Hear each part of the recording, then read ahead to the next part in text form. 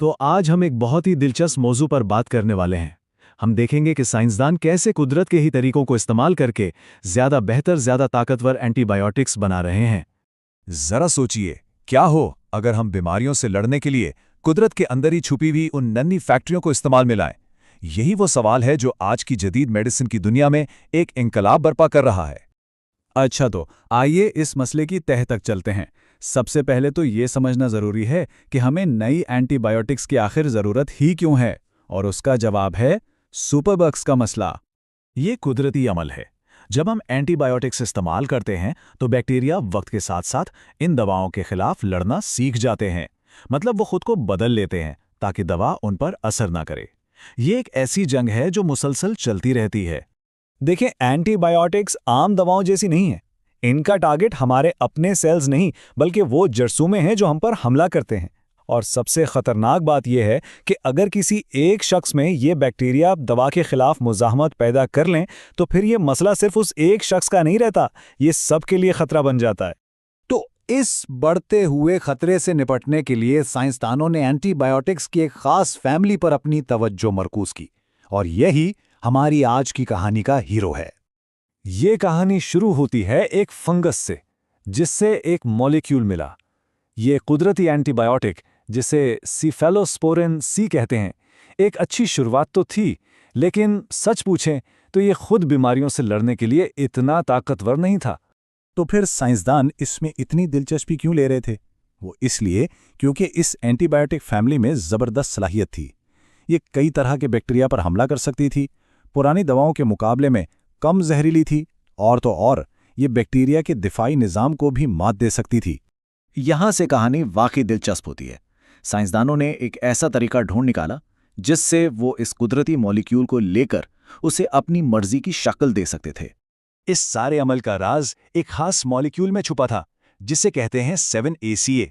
इसे आप एक मास्टर लेगो ब्रिक समझ लें, एक ऐसा बुनियादी टुकड़ा जिस पर आप अपनी मर्जी के दूसरे टुकड़े जोड़कर कुछ भी नया बना सकते हैं। तो सारा कमाल इसी में है। ये अमल बहुत सीधा साधा है।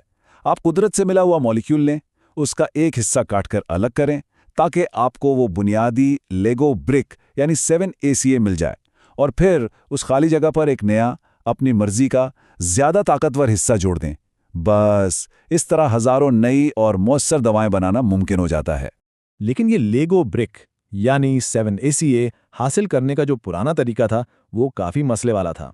और फिर सामने आया एक नया, बिल्कुल इनकलाबी तरीका। अच्छा, यहाँ फ़र्क तो बिल्कुल साफ नज़र आता है। एक तरफ केमिकल वाला तरीका है जो ना सिर्फ खतरनाक है बल्कि माहौल के लिए भी एक अजाब है, और दूसरी तरफ है ये एंजाइम्स वाला तरीका। मतलब कुदरत की अपनी छोटी छोटी मशीनें इस्तेमाल की जा रही हैं। ये तरीका बिल्कुल महफूज है, साफ सुथरा है, और सबसे बड़ी बात, कहीं ज़्यादा मौसर है। तो ये हर लिहाज से एक बहुत बड़ी जीत है, माहौल के लिए भी, हिफाजत के लिए भी, और पैदावार के लिए भी। और ये सिर्फ कोई थ्योरी नहीं है, ये एक हकीकी सनती तब्दीली है। जैसा कि ये जर्नल कह रहा है, पूरी दवा बनाने वाली इंडस्ट्री ने हिफाजत और माहौल को बचाने के लिए इस नए तरीके को अपना लिया है। तो ये सब होता कैसे है? इस अमल का आगाज होता है इन बड़े बड़े बायोरिएक्टर से। इनके अंदर लाखों करोड़ों छोटे छोटे जानदार हमारे लिए ये कीमती खाम माल तैयार करते हैं। ये कुदरत और टेक्नोलॉजी का एक शानदार इम्तजाज है। आइए अब इससे भी एक कदम आगे चलते हैं। साइंसदान सिर्फ कुदरत के औजार इस्तेमाल नहीं कर रहे हैं, बल्कि वो उन्हें पहले से भी बेहतर बना रहे हैं। यहाँ एक मसला था। कुदरत से मिलने वाले ये एंजाइम्स जो ये सारा काम करते थे, अक्सर बहुत सुस्त होते थे, और जब आपको सनती पैमाने पर कोई चीज़ बनानी हो तो रफ्तार बहुत अहमियत रखती है। इसका हल निकला प्रोटीन इंजीनियरिंग की शक्ल में। साइंसदान इन एंजाइम्स के जीनियाती कोड में छोटी छोटी तब्दीलियां करके उनके नए म्यूटेंट वर्जन बनाते हैं, और नताइज हैरानकुन। कुछ तब्दीलशुदा एंजाइम्स ने अपनी कारकर्दगी में तकरीबन 8 गुना तक का इजाफा दिखाया। वाओ, ये वाकई ज़बरदस्त है। तो ये समझना बहुत ज़रूरी है कि ये सब कुछ सिर्फ लेबॉरेटरी की तहकीक तक महदूद नहीं है। इसके पीछे एक बहुत बड़ी आलमी मईशत और सेहत की इंडस्ट्री काम कर रही है। ये दुनिया की चंद बड़ी कंपनियां हैं जो बड़े पैमाने पर 7-ACA बना रही हैं।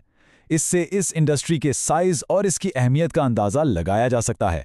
यही वो कंपनियां हैं जो वो बुनियादी जुज़ बनाती हैं जिससे दुनिया भर में लाखों जिंदगियां बचाने वाली दवाएं तैयार होती हैं। तो आखिर में ये सवाल जहन में आता है, जिस तरह हम कुदरत की अपनी मशीनरी को ही तेज, बेहतर और साफ सुथरा बना रहे हैं, क्या हम बीमारियों के खिलाफ अपनी जंग में एक बिल्कुल नए दौर का आगाज कर रहे हैं? ये एक अहम सवाल है जिस पर गौर करना चाहिए। If you like our video on story of cephalosporins, please like and comment. If you don't miss out, please subscribe. Please share with your friends. Take care.